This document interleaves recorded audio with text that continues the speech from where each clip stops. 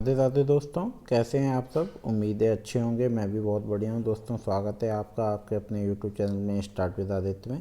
तो दोस्तों, जो आपका पेपर है, तो यहाँ पेपर बन के मैं आज आपको 15 क्वेश्चन कराऊंगा। फिर आपको ये जो सेट है आपका 2014 का है, तो इसमें थोड़े चेंजेस हो सकते हैं। अब जो क्वेश्चन है वो कुछ और प्रकार के आते हैं, और कल से इसके बाद जो वीडियो आएगी उसमें मैं आपको 2024 के जो हैं वो सेट कराऊंगा। तो दोस्तों, अगर चैनल को सब्सक्राइब नहीं किया है तो सब्सक्राइब कर लें और वीडियो को एंड तक देखें। तो आपका पहला प्रश्न है यहाँ पे। पहले प्रश्न की ओर चलते हैं। मौखिक संचार में व्यवधान आने को कहते हैं लघु परिपथ, अंतर्विरोध, असमतलता, एंट्रोपी। तो डी जो है वो आपका सही उत्तर है। डी है एंट्रोपी। मौखिक संचार में व्यवधान आने को कहते हैं एंट्रोपी। ठीक है। देखिए, जब हम किसी से बातचीत करते हैं, मौखिक संचार क्या होता है, वर्बल कम्युनिकेशन होता है। जब हम किसी से बातचीत करते हैं तो उसमें अगर हमें कोई दिक्कत आती है, हम वहाँ बीच में अटक जाते हैं, तो उसको हम क्या कहते हैं, एंट्रोपी कहते हैं। चलिए अगले प्रश्न की ओर चलते हैं। निम्नलिखित में से किस क्षेत्र में संचार के टेलीफोन मॉडल का सर्वप्रथम विकास हुआ। तो प्रौद्योगिकी सिद्धांत, परिप्रेक्षेपण सिद्धांत, न्यूनतम प्रभाव सिद्धांत और सूचना सिद्धांत। तो डी जो है दोस्तों वो आपका सही उत्तर है। डी है सूचना सिद्धांत। सूचना सिद्धांत क्षेत्र में संचार के टेलीफोन मॉडल का सर्वप्रथम विकास किया गया। टेलीफोन मॉडल सर्वप्रथम वर्ष 1949 में शैनन तथा वीवर द्वारा विकसित किया गया, जो मूलतः टेलीफोन द्वारा संदेश संप्रेषण की प्रक्रिया पर आधारित था। शैनन और वीवर ने संप्रेषण के लिए मुख्यतः 6 तत्वों का उल्लेख किया: सूचना स्रोत, प्रेषक, मार्ग, शोध, प्रापक एवं गंतव्य। दादा साहेब फाल्के पुरस्कार वर्ष 2013 के लिए किसे दिया गया। करण जौहर, आमिर खान, आशा भोंसले और गुलजार। तो दादा साहेब फाल्के पुरस्कार 2013 आपको जो है गुलजार जी को दिया गया था। चलिए अगले प्रश्न की ओर चलते हैं। अब यहाँ पे जो 13 का प्रश्न पूछा है, ये यहाँ पे 24 का या आपके 23 का प्रश्न पूछेगा, क्योंकि ये प्रश्न जो रिसेंटली ईयर चल रहा होता है तो उनसे ये प्रश्न पूछते हैं। चलिए अगला प्रश्न है। छायाचित्रों को रिक्त स्थान करना आसान नहीं है। प्रकाशन, सुरक्षण, विसंकेतन और परिवर्तन। तो सी जो है वो आपका सही उत्तर है। सी है, छायाचित्रों को विसंकेतन करना आसान नहीं है। छायाचित्रों को विसंकेतन डिकोड करना आसान नहीं होता, क्योंकि छायाचित्र प्रतीक संप्रेषण का माध्यम होते हैं। चलिए अगले प्रश्न की ओर चलते हैं। टेलीविज़न को चालू करने पर जो कड़कड़ से दिखाई पड़ते हैं उन्हें निम्नलिखित में से क्या कहा जाता है। स्पार्क्स, ग्रीन डॉट्स, स्नो और रेन ड्रॉप्स। तो आपका जो टेलीविज़न से चालू करने पर जो कड़कड़ से दिखाई पड़ते हैं उन निम्नलिखित में से क्या कहा जाता है। उन्हें कहा जाता है स्नो। जब आपने देखा होगा कि आप अपनी टीवी को चालू करते हैं तो जो बिंदी बिंदी सी दिखाई देती हैं, मक्खियाँ सी आप बोलते हैं कि, तो उसको क्या कहते हैं, स्नो कहा जाता है। चलिए, जो कट दिखाई देते हैं उसको स्नो कहते हैं। अगले प्रश्न की ओर चलते हैं। अगला प्रश्न है आपका। एक वृत्तिक संचार में एनकोडर डिकोडर हो जाता है जब वहाँ हो शोध, श्रोता, आलोचनात्मकता और फीडबैक। तो डी जो है वो आपका सही उत्तर है। डी आपका होगा फीडबैक। एक वृत्तिक संचार में एनकोडर डिकोडर तब हो जाता है जब वहाँ फीडबैक प्राप्त हो। चलिए अगले प्रश्न की ओर चलते हैं। एक डाकघर में 7 रुपये, 8 रुपये और 10 रुपये मूल्य वर्ग की टिकटें उपलब्ध हैं। वह कौन सी राशि है जिससे ये टिकटें नहीं खरीदी जा सकती। 19, 20, 23 और 29।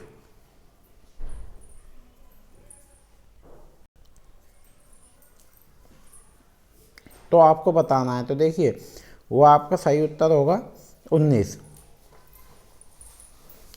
20 2 इंटू 10, ठीक है, और 23 2 इंटू 8 प्लस 7, और ये आपका तथा 29 बराबर 3 इंटू 7 प्लस 8, और 19 बराबर 1 इंटू 10 प्लस 9। ठीक है, तो 9 का कोई टिकट नहीं है, और हमारा 19 एक ऐसी राशि है जिसके द्वारा दिए गए मूल्य वर्ग की टिकटें नहीं खरीदी जा सकती। चलिए अगले प्रश्न की ओर चलते हैं।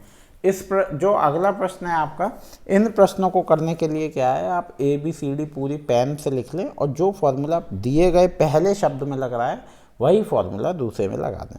किसी कोडिंग विधि के अंतर्गत शब्द क्वेश्चन को डोमेस्टिक के रूप में कोड किया गया।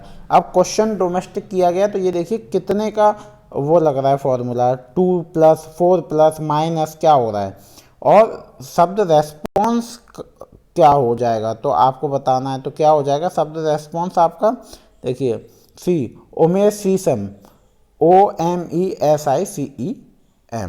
चलिए अगले प्रश्न की ओर चलते हैं।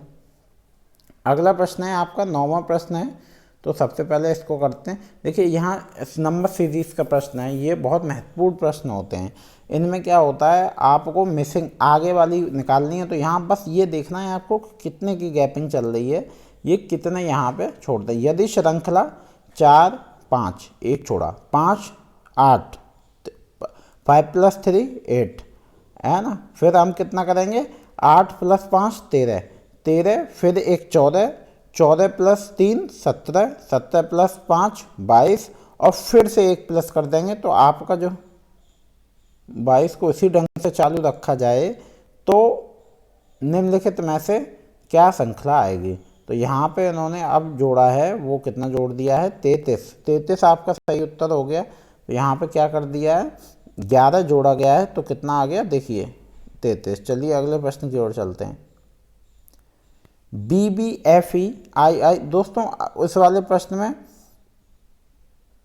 जो है मुझे ये गलत लग रहा है, 33 आंसर सही नहीं है, ऑप्शन सही नहीं है। देखिए 4 5 4 + 1 5, 5 + 3 8, 8 + 5 13, फिर से 1 तो 14, 14 + 3 17, 17 + 5 तो फिर से 23 होगा यहाँ पे। तो दोस्तों विकल्प सही नहीं है, या 33 की जगह 23 होगा, तो ये क्वेश्चन गलत है। ठीक है, चलिए अगले प्रश्न की ओर चलते हैं। BBFEIIMLPP की श्रृंखला में निम्न विकल्पों में से अगला चयन को पूरा कीजिए।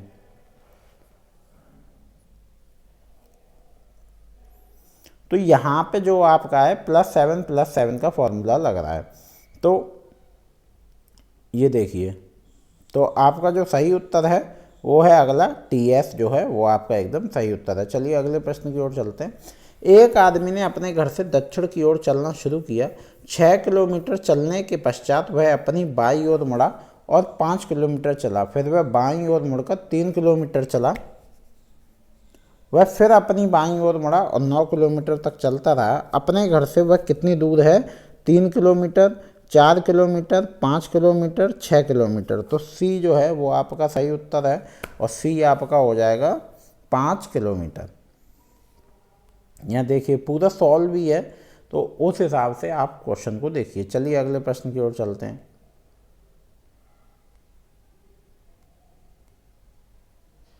अगला प्रश्न है आपका,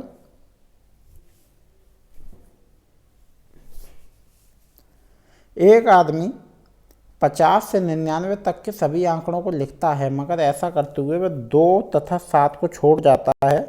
उसे गिनती में कितने आंकड़े लिखे। तो उसने गिनती में कितने आंकड़े लिखे, 32। देखिए 50 से 99 तक कुल संख्या है, 99 - 50 + 1, तो आपकी 50 हो गई है। और अब 2 तथा 7 आंकड़ों को छोड़ दिया उसने, तो आपके कितने हो गए, ये इनके 2 के और 7 के आंकड़े ये रहे, तो इनको माइनस कर देंगे, तो आपके कितना उत्तर आ गया 32। जिस प्रकार किसी सेना को छोटी छोटी टुकड़ियों में बांटने से सेना की शक्ति क्षीण हो जाती है, मतलब कम हो जाती है, उसी प्रकार यदि किसी हीरे के छोटे छोटे टुकड़ों में काट दिया जाए तो उसके मूल्य में ह्रास हो जाएगा। उपरोक्त युक्ति को कहा जाता है सादृश्यता, निगमनात्मक, आंकड़ात्मक और कारणात्मक। तो ए जो है दोस्तों वो आपका सही उत्तर है, ए है सादृश्यता। ठीक है, सादृश्यता जो है एनालॉजिकल होगी। चलिए अगले प्रश्न की ओर चलते हैं। अगला प्रश्न है आपका, वो है नीचे कुछ तार्किक युक्ति के लक्षण दिए गए हैं, उस कूट का चयन कीजिए जो ऐसी विलक्षणता को दर्शाता हो जो अपने में आगमनात्मक ना हो। आधारिका से निष्कर्ष के निकलने का दावा किया जाता है। निष्कर्ष कारणात्मक संबंध पर आधारित होता है। निष्कर्ष अंततः आधारिका से निकलता है निष्कर्ष प्रेक्षण एवं प्रयोग आधारित होता है। तो सी आपका सही उत्तर है, निष्कर्ष अंततः आधारिका से निकलता है। चलिए अगले प्रश्न की ओर चलते हैं। यदि दो प्रस्तावों जिनका कर्ता और कर्म शब्द एक से हैं तो उन दोनों को सही माना जा सकता है, परंतु ये दोनों गलत नहीं। संबंध को क्या कहेंगे? अंतर्विरोधात्मक, विरोधी, उपविरोधी और अधीनस्थ। तो आपका जो सही उत्तर है वो है उपविरोधी। तो यहाँ आपके 15 प्रश्न इस वीडियो के समाप्त होते हैं।